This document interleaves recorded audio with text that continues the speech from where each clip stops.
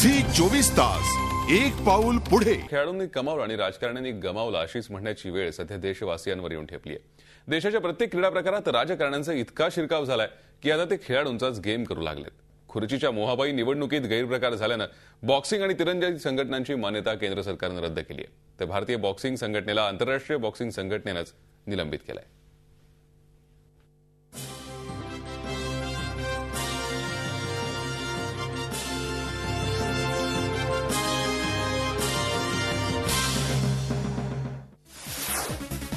खेळातील राजकारणानं खेळाडूंचाच गेम, हे ते चेहरे आहेत ज्यांच्या बाबत देशवासियांना अभिमान वाटतो।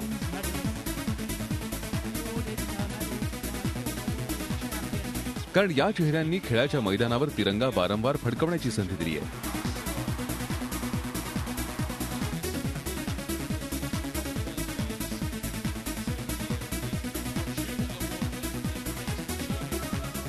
कोट्यवधी भारतीयांना विजयोत्सव साजरा करण्याची संधी दिली।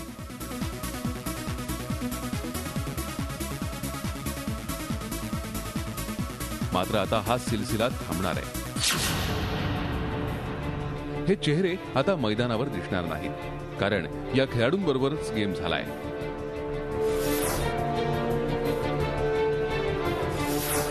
जगभरातील बॉक्सिंग रिंगमध्ये विजयी पंच लगावणारे आणि मेडल्सवर अचूक निशाणा साधणारे तिरंदाज सध्या इंटरनॅशनल स्पर्धांमध्ये सहभागी होऊ शकणार नाहीत। सरकारनं बॉक्सिंग आणि तिरंदाजी संघटनेची मान्यता रद्द केली आहे। We have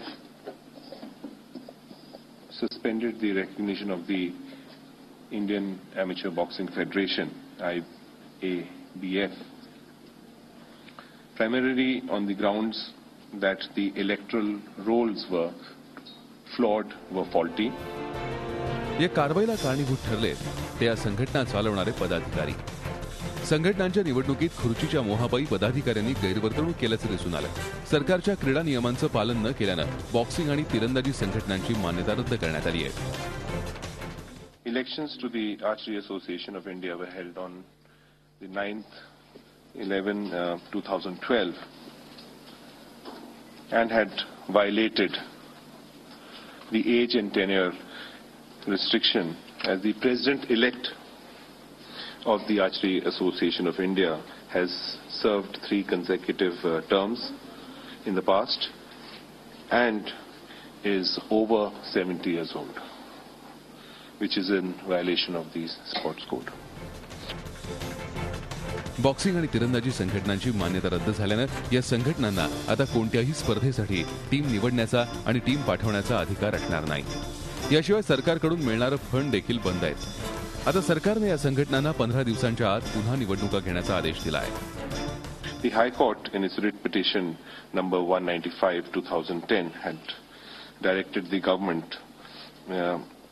should not grant recognition to the Archery Association unless they hold fresh elections as per the sports code. या साऱ्या प्रकरणात खेळाडूंचं नुकसान झालंय।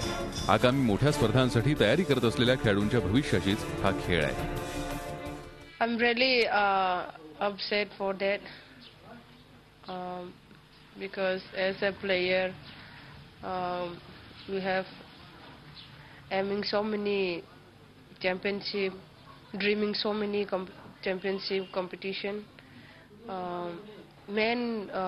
Major competition is like Commonwealth game, Asian game.